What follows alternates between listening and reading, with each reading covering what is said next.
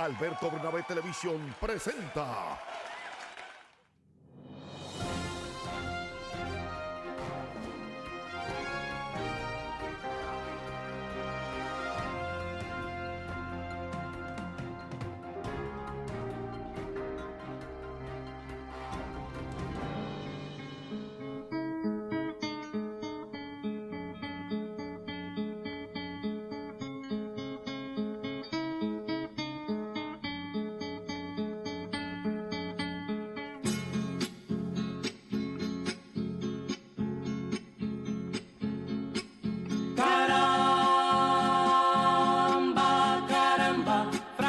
Alberto, caramba, mi comandante te hiciste el muerto en la sierra. Valor, entrega, patria. Eso simboliza y significa abril de 1965, cuando dominicanos combatieron entre sí en función de ideales, de creencias.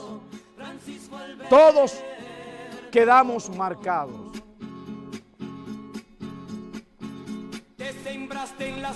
Francisco Alberto Caamaño se convirtió en un héroe en esa gesta. Venido de las entrañas de las Fuerzas Armadas y habiendo sido incluso un comandante represivo en su rol militar, se convirtió en una figura que representó muchos intereses. Hoy, 24 de abril, 53 años de esa revolución efímera en la cual se demandaba el retorno a la constitucionalidad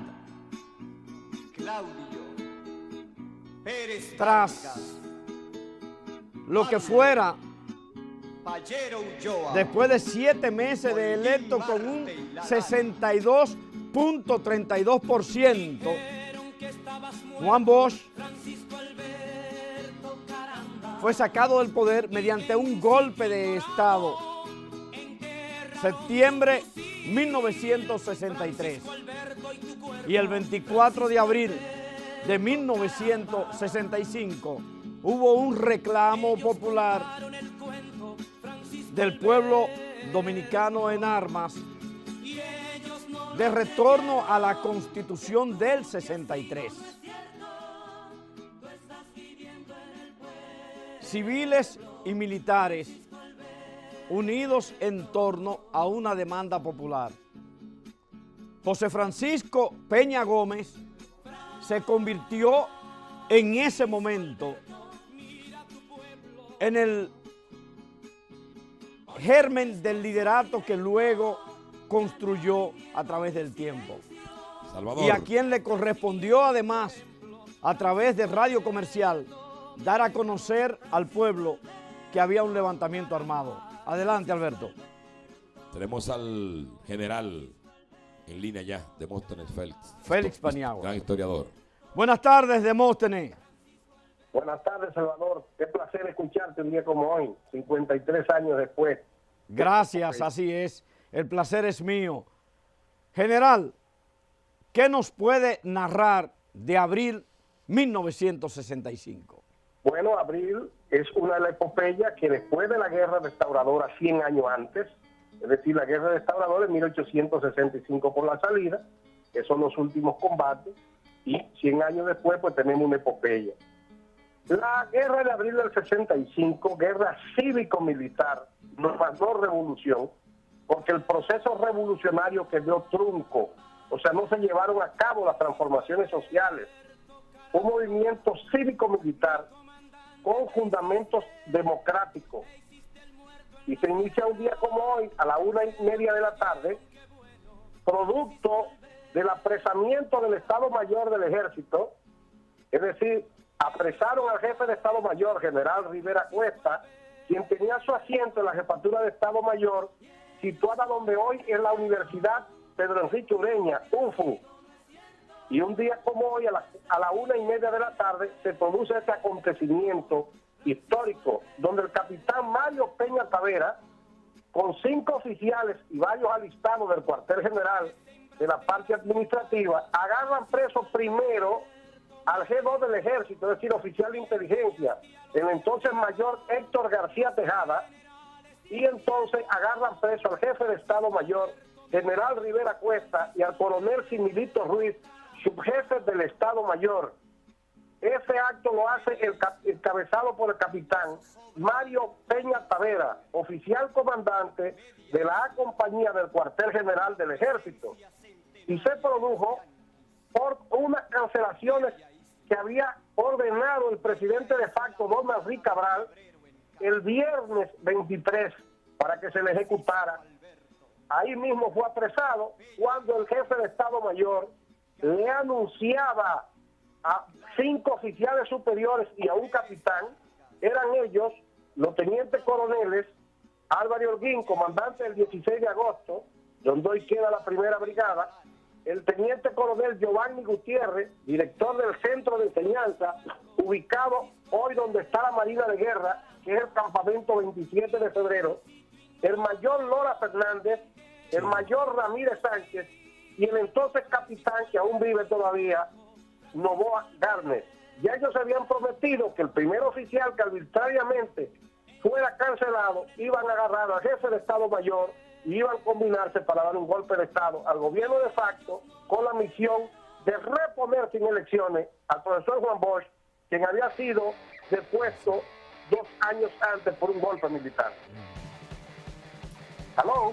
Sí, estamos escuchando, Demóstenes. Exactamente. Ahora, ese movimiento estaba integrado por el grupo de oficiales que había formado Fernández Domínguez, y que a la falta de él, que era agregado militar, esa tarde, sábado 24 de abril, día de pago, en las Fuerzas Armadas, él se encontraba, Fernández Domínguez, pero dirigía el grupo Enriquillo, el entonces teniente coronel Hernando Ramírez, quien era oficial de planes y operaciones, G3 del ejército, que se encontraba en la jefatura.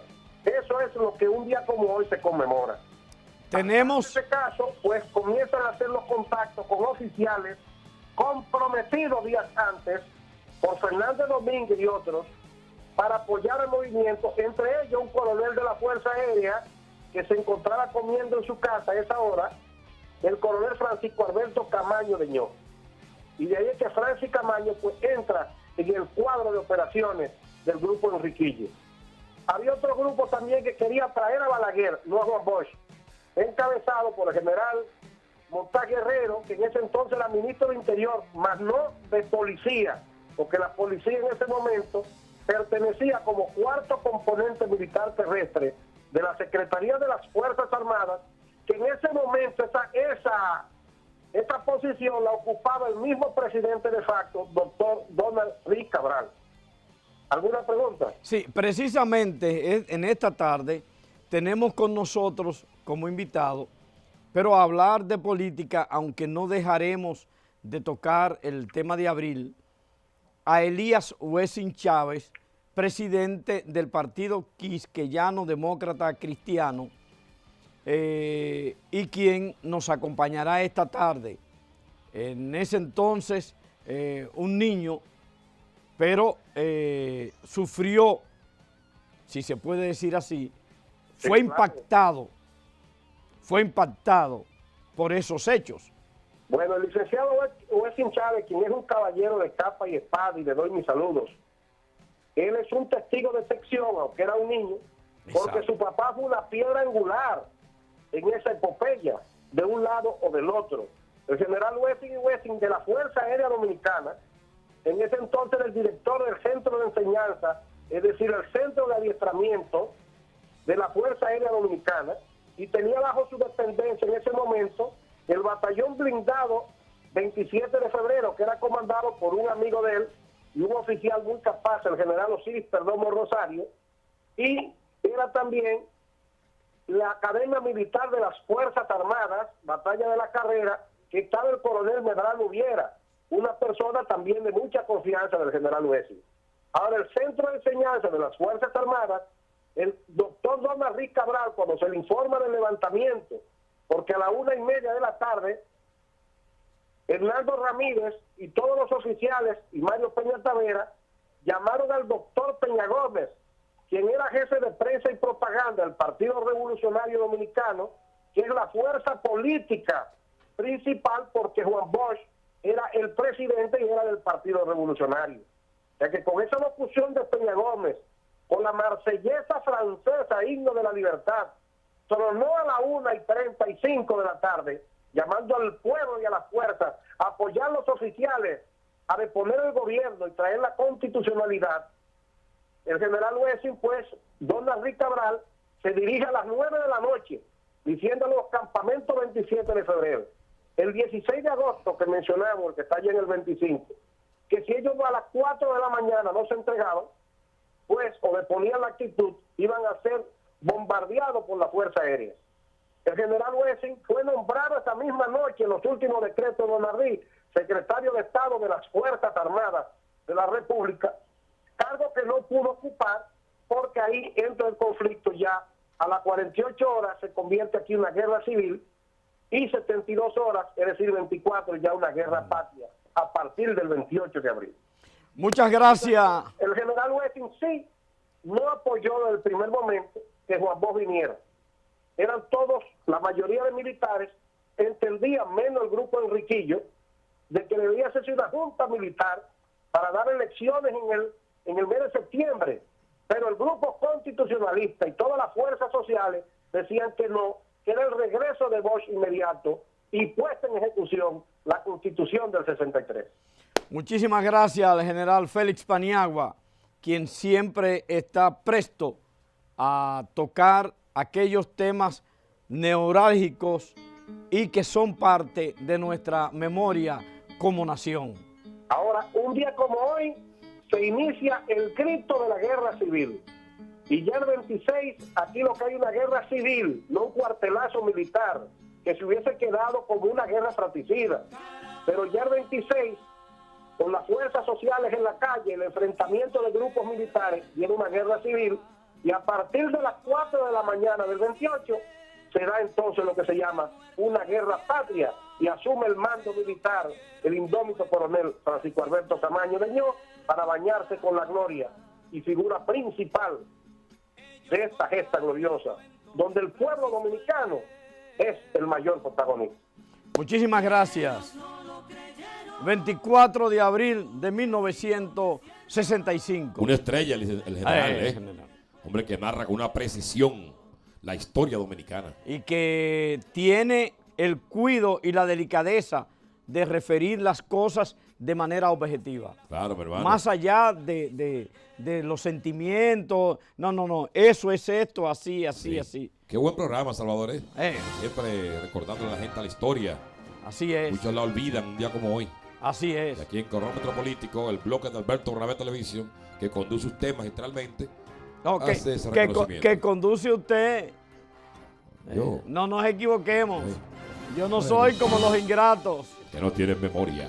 Que no tienen memoria. Saludos para Patrick. ¿Sabe quién es Patrick? Está ahí No. con Peter Jiménez. No. Ya salió del estudio. Ahí Sí, está no, Patrick. está aquí. Ahí está aquí. Peter. No veo a Anda con Patrick. el boricua, ¿verdad? Ponte de frente, Patrick, ahí a la cámara. Anda con el boricua. Con Peter Jiménez. Patrick, mi amigo, el dueño de una página que se llamaba lostraficantes.com. ¡Ay! Una página que rompió los esquemas de la música en Nueva York. Y saludo a Patrick, ahora es representante del grupo Nietzsche, director técnico, además de la India también. Mi amigo Patrick. Patrick, saludos para ti, hermano. Y a propósito de Patrick, Sí, a quien saludamos, y a Peter Jiménez ahí. y a Peter, Peter de aquí, de la casa. Claro. El grupo Nietzsche Ahí, anoche qué actividad. mi hizo historia. Desde allá me estaban enviando los videos, las fotografías, Sí. hizo historia. Por ahí hay unas fotos, incluso del boricua Jiménez. Del boricua. Del boricua Peter Jiménez. Ponme la foto de Peter ahí. Sí. Ahí está Peter. Al lado de Peter, mire, ahí está Johnny Depp. No. Alberto Bernabé. Ahí está Cristal. Ah, Ahí Cristal está. Bernabé, mi hija. Cristal Bernabé. Ay, sí, mi hija Cristal. Sí. Mi amor, Y Un tal, saludo sí. para ti desde aquí. Sobrina suya. Así es, Eso es a así. mucho orgullo. Eso es verdad, mi hermano. Entonces también estaban, Mira Daniel, el director. ahí está Daniel. Oh, sin gorra. Sino que ahora es chamo él también. Y póngame la de los otros chamos. Ok, ahí está. El chamo Bebeto. No, mire quién está ahí, mire. Daniel, Mire. En pose. Sí, la chama. La chama, no. Wendy, la BTR. Sí, mire a Wendy. Yo no- Solange, que yo me confundo, yo me eso, cruzo. no es Wendy, es Solange. Mira a William ahí. El chamo William. Bueno, Mire, el chamo William y la chama, ¿verdad? ponme el tema ahí ya. El se otro, casó. la otra el otro chamo, póngamelo. Déjalo ahí. ¿Cuál El es? otro chamo. Ya set anoche revienta Grupo Nietzsche, salva. Ay, mi madre, ahí está. Un saludo a Irma, que está en sintonía en los Estados Unidos. Irma. ¿Usted conoce a Marisol? ¿Usted la conoce? Marisol Bernabé, mi hermana. Ah, la conoce, Mari, ¿verdad? la tía de cristal. Mi eh. hermana Mari. Mira el chamo Bebeto ahí. ¿usted Con lo la ve? chama, mi amiga la chama. Sí, y el chamo Bebeto, ¿usted lo ve? Respetuosamente chama, es mi amiga. Ahí está William. Miren, Dale para allá. vamos a empezar esto, Vamos a meter mano, salva. como debe ser. Miren esta primera información. Con eso, iniciamos. Adelante.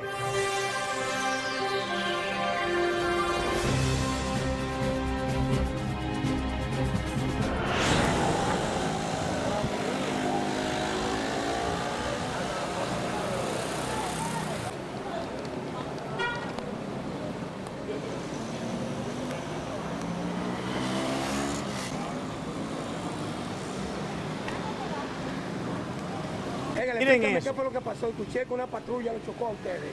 Bueno, una patrulla que supuestamente estaba dando persecución a uno o varios individuos. Nosotros veníamos subiendo y nos impactó, como ustedes pueden ver ahí. ¿Y qué le dijo la patrulla? Del lado del chofer, no, que estaban dando una persecución. Yo no creo que el general Garavito, el general Pilarte, vaya a apoyar este tipo de cosas, donde tenemos aquí en la clínica del doctor Rosario 2 mujeres ahora mismo siendo atendidas por una práctica incorrecta de esos policías mediocres que no saben cómo es que Bueno, imagínese usted, el presidente de los derechos humanos, ya eso hasta sospechoso es.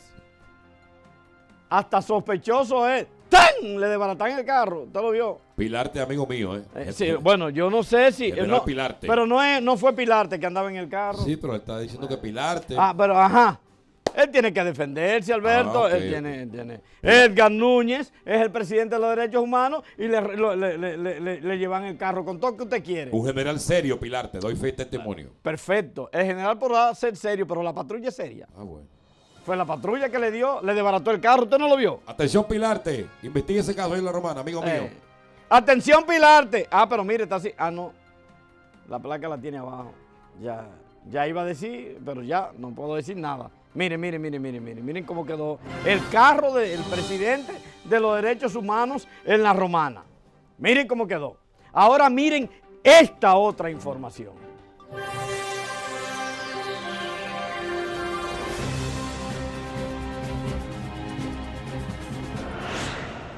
Los dirigentes que representan la corriente denominada por el rescate del PRD esperan que con la vasta experiencia que ha acumulado participación ciudadana en las observaciones en procesos electorales sean testigo en la convención que debe realizar el PRD el próximo 20 de julio, donde deben ser escogidas las nuevas autoridades, según ordenó el Tribunal Superior Electoral. Nosotros lo que queremos y lo que anhelamos es que aquí haya una convención participativa, democrática y libre, que se respete la voluntad de los compañeros, lo único que queremos. Y ustedes como expertos en esta materia de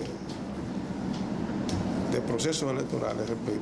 De su lado, el coordinador de análisis político del movimiento cívico, Francisco Álvarez, dijo que lo ideal es que las autoridades del PRD soliciten de manera formal la observación del proceso. Vamos a llevar esta solicitud al Consejo Nacional de Participación Ciudadana, que es quien debe tomar la decisión al respecto. Si pudiera adelantar que Participación efectivamente tiene experiencia observando no solamente las elecciones nacionales, sino también convenciones de partidos políticos. Lo hemos hecho en el PLD, por ejemplo.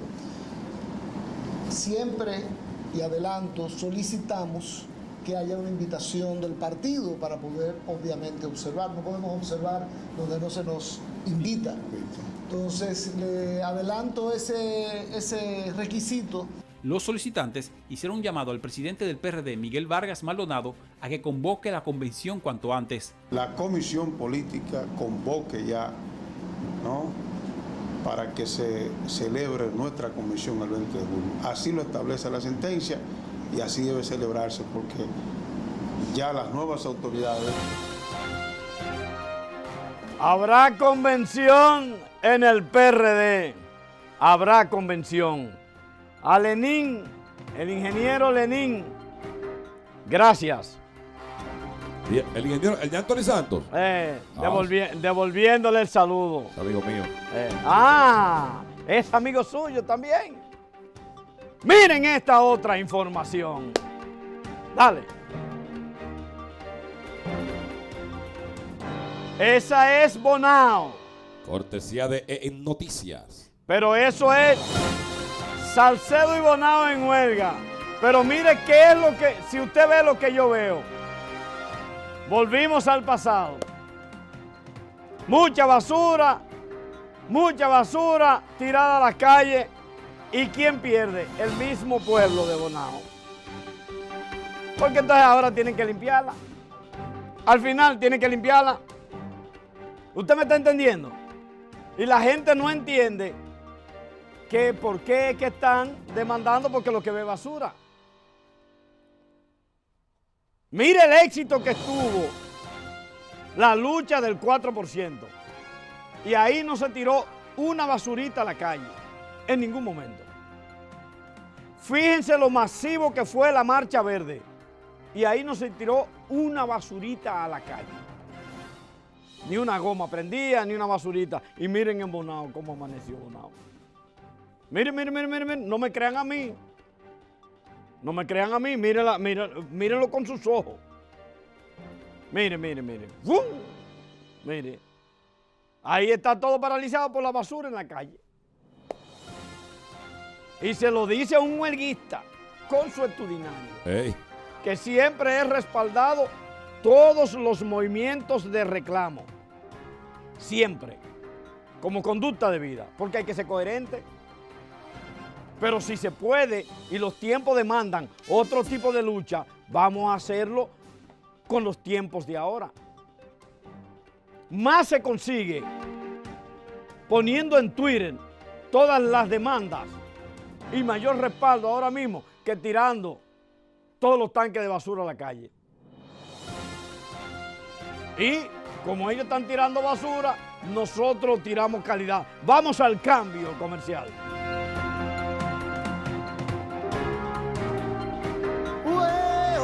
Este jueves, este mismo jueves, sigue Ramón en la Barrica, tercera edición. Llega acompañado ahora de un hijo suyo. Ay, mi madre. Diomedes el artista.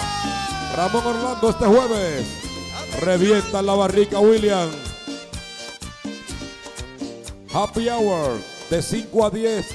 Cócteles a 50 pesitos. Se volvió loco el Bori. No cover. Este jueves. Lleva a tu secretaria para la Barrica de la Lincoln. Eso es barato, mi hermano. Desde las 5 de la tarde hasta las 4 de la mañana. Ay, mi madre. Happy Hour. 50 pesitos. Cócteles. Dale para allá.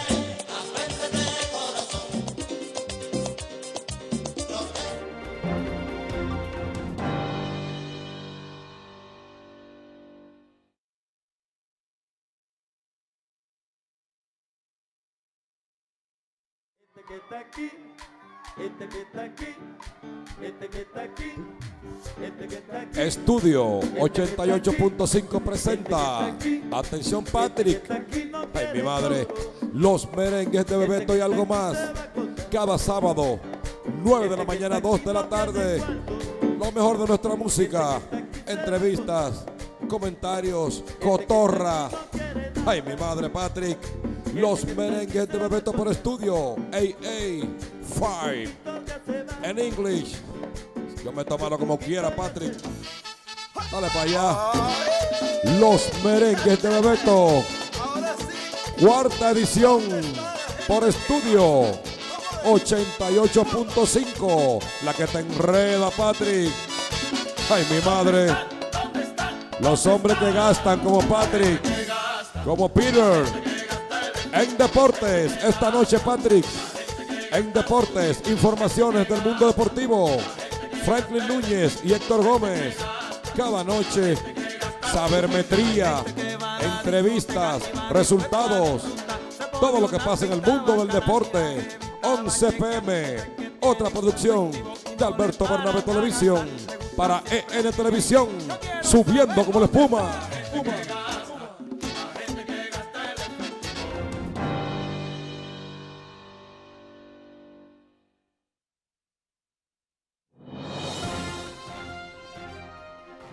Ahora damos paso a Elías Wessing Chávez, presidente del Partido Quisqueyano Demócrata Cristiano, que estaba la casualidad, la suerte de la vida, nos junta un 24 de abril, porque la entrevista la teníamos pautada para el viernes pasado, un imprevisto que nos impidió a ambos acceder a este escenario, y nos encontramos gratamente 53 años después de abril para ver. Lo único es que en vez de tratar todos los temas que teníamos en carpeta en la entrevista, que era la referencia a la actualidad política, vamos a iniciar con el acontecimiento de abril. Bienvenido, Elías. Muchas gracias, Salvador. Un placer estar en tu programa. Y tal y como tú comienzas la entrevista, yo creo que la providencia hizo que mi visita fuera hoy, precisamente escuchando al buen amigo Demóstenes, un historiador muy calificado de este país y conocedor de las intríngulis, tanto militares como policiales, históricas. Pero yo quiero hacer, si tú me lo permites, algunas precisiones en relación con la intervención que él tuvo, y de una vez nosotros emitir nuestro criterio al respecto de cuál fue el accionar, en este caso del fundador del Partido Quisqueyano Demócrata Cristiano, PQDC. Lo primero que quiero señalar es que quien hace que Caamaño entre en el conflicto bélico que se produjo en el 1965 y que lo va a buscar a una embajada, en este caso a la embajada de Uruguay, porque estaba asilado, él se había asilado en la embajada de Uruguay, es el general o el contraalmirante hoy fallecido Montesarache, Ramón Montesarache. Eso lo digo primero porque eso es conocido, y en segundo lugar, en un panel que yo cuando era diputado participé en la Universidad de Boston acerca de la Revolución de Abril, revolución entre comillas, obviamente, él de manera personal me lo confesó, me dio ese testimonio. Eso refleja muchas cosas. Hay algunos historiadores que dicen que el azar es una categoría de la historia. Y en ese momento en el cual Fernández Domínguez se veía impedido de participar directamente en esos acontecimientos, es Caamaño quien tiene la oportunidad de lograr esa situación. Otro aspecto que quiero aclarar es que ciertamente el el presidente Donald Reed nombró al general Wessing como secretario de las Fuerzas Armadas, pero ese fue un nombramiento que mi padre se lo rechazó. En el momento del conflicto le dijo que mirara a ver cómo él se protegía, porque él iba a tratar de preservar la democracia, en este caso la democracia liberal, por la cual él y todos los que le siguieron a él y una parte del pueblo que lo sigue a él en el sentido de sus ideales, de los ideales que él defendió en ese momento, era la causa, el leitmotiv de su accionar. Para nadie es un secreto, y eso lo dijo el general en una declaración muy amplia y que lo estamos recogiendo también en un tratado que se va a hacer o que se está haciendo ya, es que en la época en que el presidente Juan Bosch gana las elecciones, aquí habían en las gobernaciones y en escuelas y liceos públicos escuelas de adoctrinamiento marxista-leninista.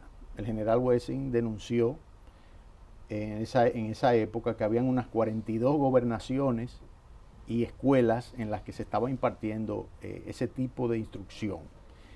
Él lo mencionó claramente. Dato Pagán, por ejemplo, daba las clases en la gobernación de San Pedro de Macorís.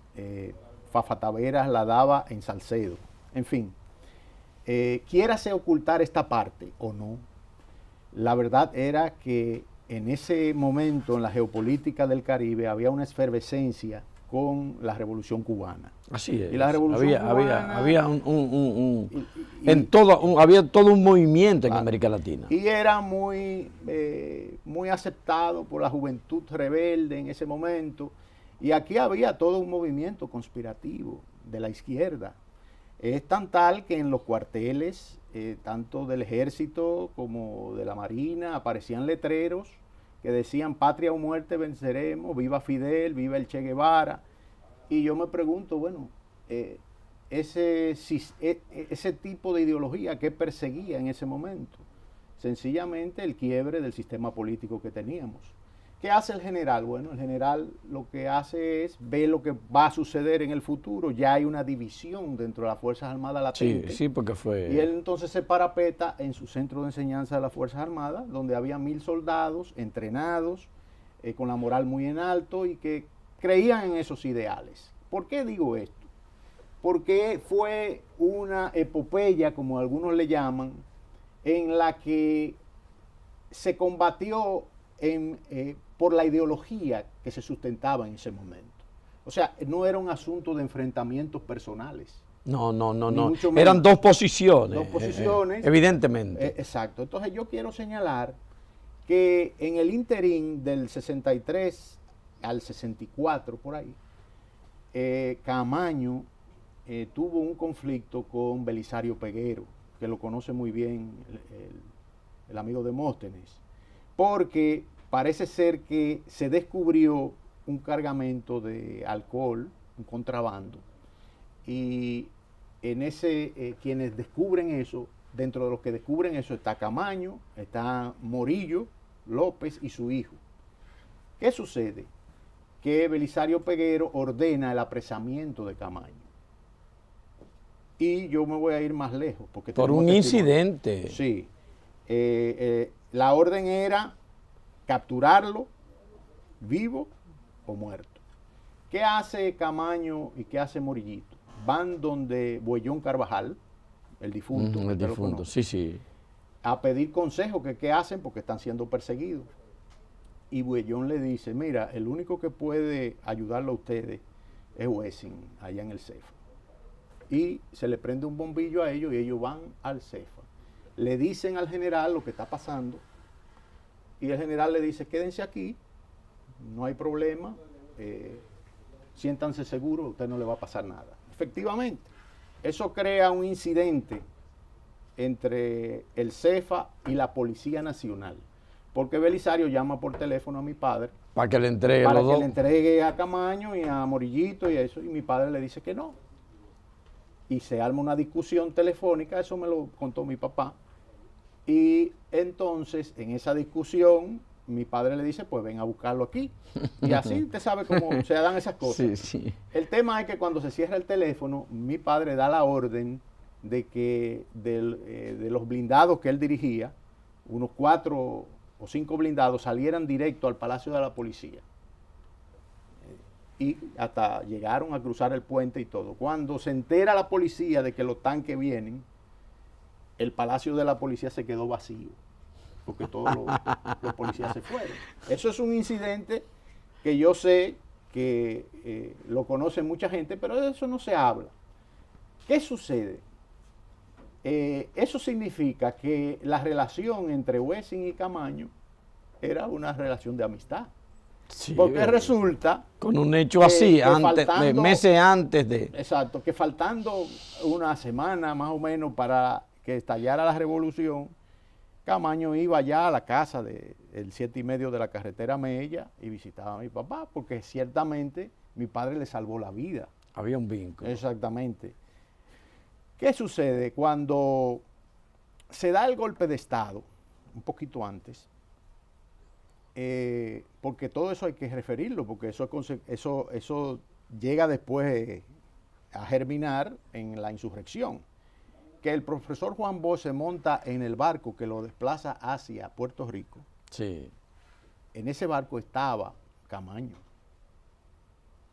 Y Camaño dijo, y eso no lo digo yo, lo dicen testigos como Cabito Gotró, que lo escribió, y otros que lo han dicho. Camaño se ofreció a tirar por la borda al profesor Juan Bosch y hubo que pararlo. Sí, lo paró Inver Barrera, que estaba ahí. O sea, que yo quiero destacar que a veces se exagera mucho en el tema de la heroicidad, porque si a héroes vamos, aquí hay mucha gente que entiende que el general Wessing salvó la democracia y la libertad en la República Dominicana.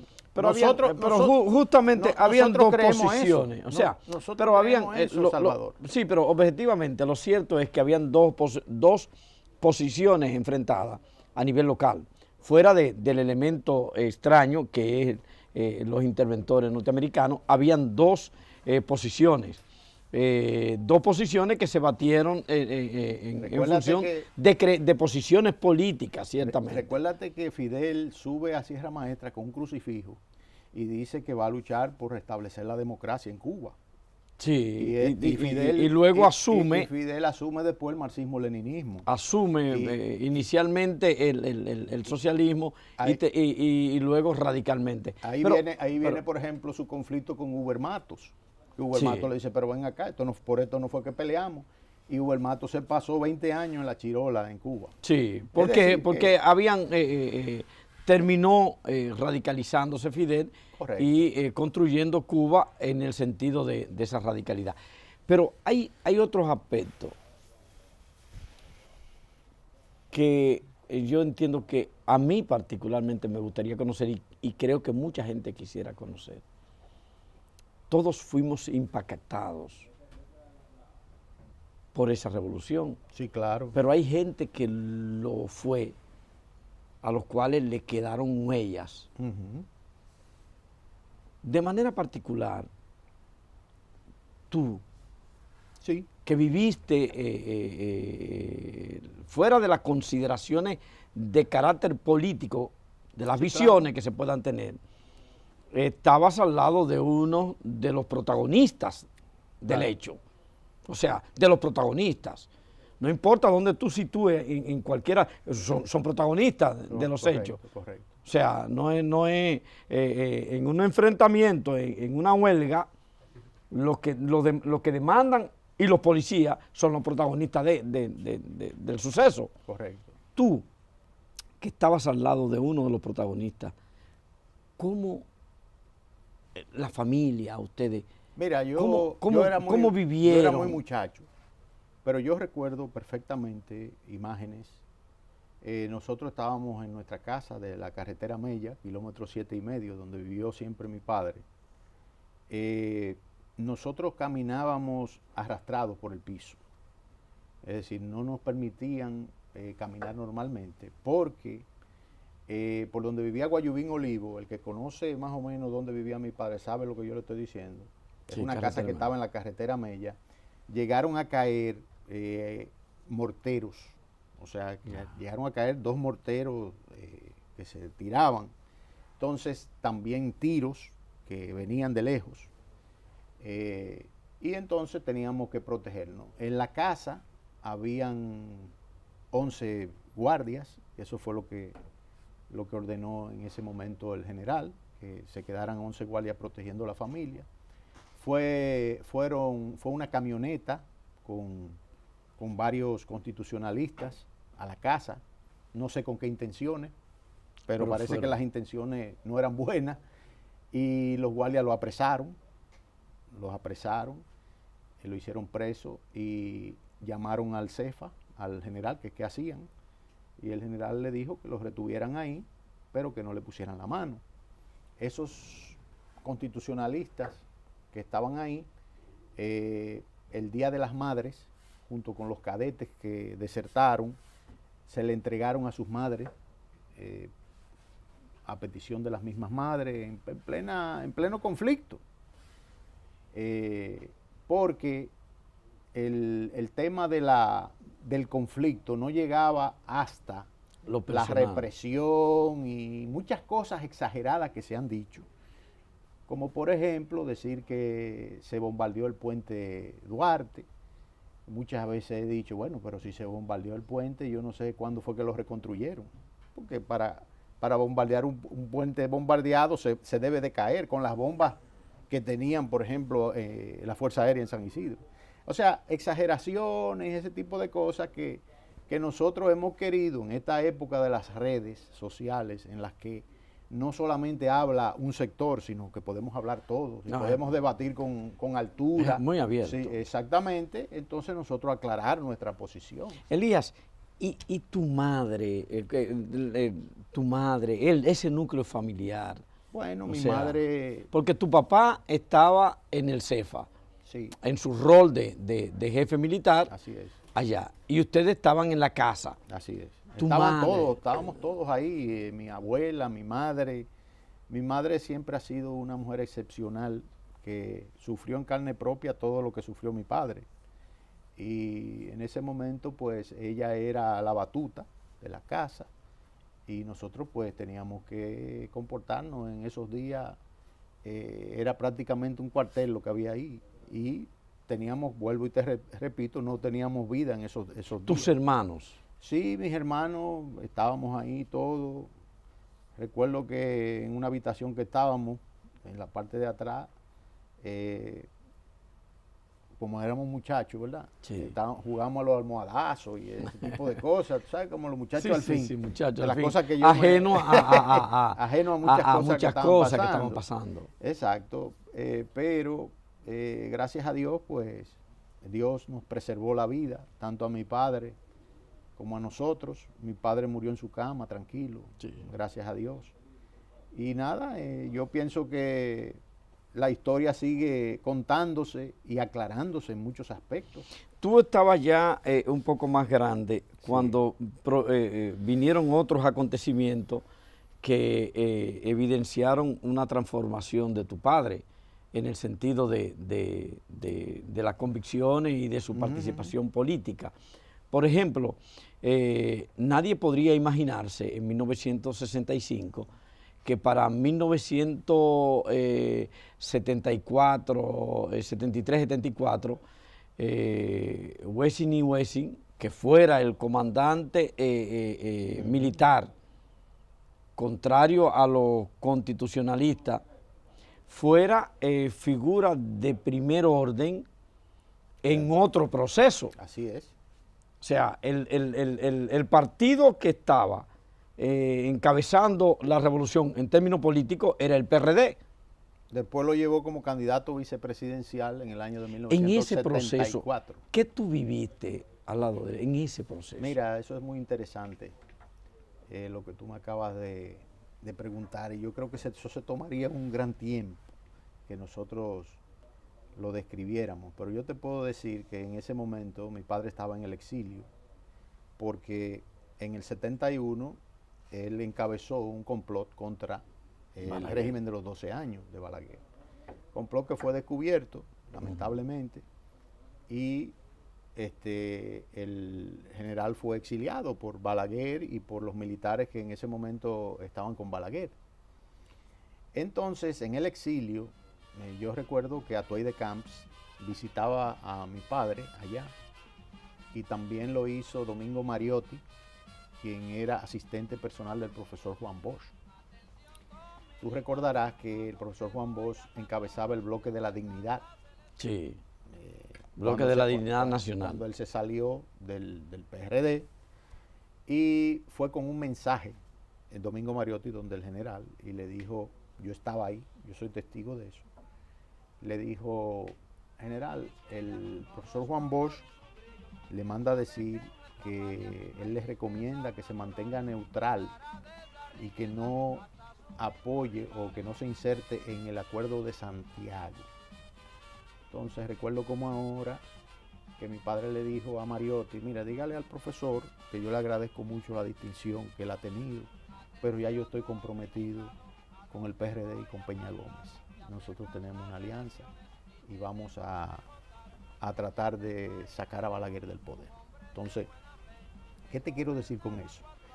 Que mucha gente comienza a especular, y la política en este caso tuvo una evolución rápida, porque desde el 65, donde se están confrontando, a 7 años después, esas diferencias se demuestra que no eran personales, eran asuntos políticos. Ambiciones políticas. Exactamente, entonces se superaron, y tú puedes decir válidamente que en el Acuerdo de Santiago estaba el Movimiento Popular Dominicano, dirigido por Maximiliano Gómez. Y estaba la izquierda, en el Acuerdo de Santiago estaba la izquierda. Y muchos dirigentes de izquierda, cuando iban a Europa, huyéndole al régimen de Balaguer, hacían paradas en la casa de mi padre, y yo era que le abría la puerta. A Tácito Perdomo, a la viuda de Henry Segarra, y a un sinnúmero de dirigentes de la izquierda, de los cuales mi padre era amigo de ellos. Tu padre estuvo en su historia muchos momentos muy fuertes, de activismo muy fuerte en términos de la realidad. Sí. A ustedes, eso, ¿cómo tú sientes que los marcó? Porque estamos hablando del 65, estamos hablando después del golpe de Estado, estamos hablando del 70 y del 74, y después del 78, que no eran, ahora a distancia cualquiera puede decir, bueno, pero fueron momentos muy fuertes.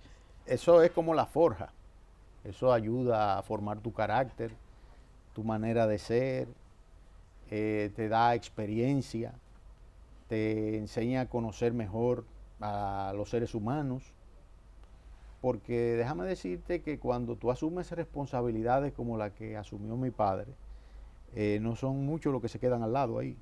Hay muchos que hasta se quitan las insignias y dicen que ya ellos no son... Que no son parte de eso. Ni soy general, ni soy coronel, nada. Que no son parte de eso. Exacto. Entonces, Elías. Yo sí quiero decir algo que no quiero que se me pase. Sí, adelante. Y es en relación con la intervención de los americanos aquí, 4 días después del 24. Hay mucha fábula que se ha inventado sobre eso, de decir que el general Wessing fue que le dijo que vinieran porque estaba derrotado. Eso es falso. Lo primero es que formalmente la historia registra que quien hace ese llamado, y fue un llamado, diríamos que táctico de parte de él y de ese grupo que estaba ajeno al CEFA, es Bartolomé Benoit, coronel Bartolomé Benoit. Y número 2, qué ingenuidad creer que los Estados Unidos necesitaban que Benoit le dijera que viniera, cuando todo el mundo conoce cómo los Estados Unidos maneja su geopolítica. Había una decisión. Había una decisión de intervenir, y cuando intervienen dicen no queremos CEFA de este lado, ni queremos constitucionalistas de este lado. ¿Qué hace el CEFA? El CEFA se repliega, una un destacamento de guardias que estaban en la cabeza del puente del lado de la Trinitaria, se retira y entonces van y se repliegan a sus cuarteles. Se quedan algunas avanzadillas por el Darío Contreras y ese tipo de cosas, pero el grueso se va para evitar un mayor derramamiento de sangre. Entonces, ¿qué sucede? Cuando se queda libre esa cabeza del puente, que el CEFA se retira, porque los americanos vinieron con ese tipo de ultimátum, entonces vienen los combatientes que estaban ahí y meten un catarey en el medio del puente. Y hay una fotografía muy famosa que se ve, que esa es la coronación de la batalla del puente. No hubo ninguna batalla del puente. Lo que hubo fue un retiro de las tropas. Y ahí entonces ocuparon esa parte del puente. Ahora, ¿tú sabes quién me dijo eso a mí? Porque es un asunto también de testimonios. Y me lo dijo en la conferencia de Boston, Montesarache. Ramón Montesarache. Y me dijo, Elías, y ahora estoy viendo un sinnúmero de comandantes que están surgiendo por ahí que yo nunca lo vi. Entonces es importante conocer la otra campana y entonces usted objetivamente haga su juicio. Esos son los hechos. Así es. Elías, la suerte, la casualidad nos condujo a hoy tratar el tema de un acontecimiento de hace 53 años. Yo te agradezco profundamente la decencia, lo afable con que tú permites que tal vez, porque no era el día acordado para la entrevista, pudiste con toda tranquilidad posponerlo. Sin embargo, nos permitió tratar visiones y versiones en democracia sobre un acontecimiento que ha marcado a la sociedad dominicana. Yo quiero la copia de este programa, por favor. Muchas gracias. Y te agradezco mucho, sinceramente, esta oportunidad que tú me has dado. Gracias. En otras circunstancias, nosotros tendremos de nuevo a Elías Oesín Chávez con nosotros, pero para hablar de política, en condición de ser el presidente del PQDC. A ustedes, buen feliz resto del día. Nos vemos mañana de nuevo. Tú estás viviendo en el pueblo, Francisco Alberto.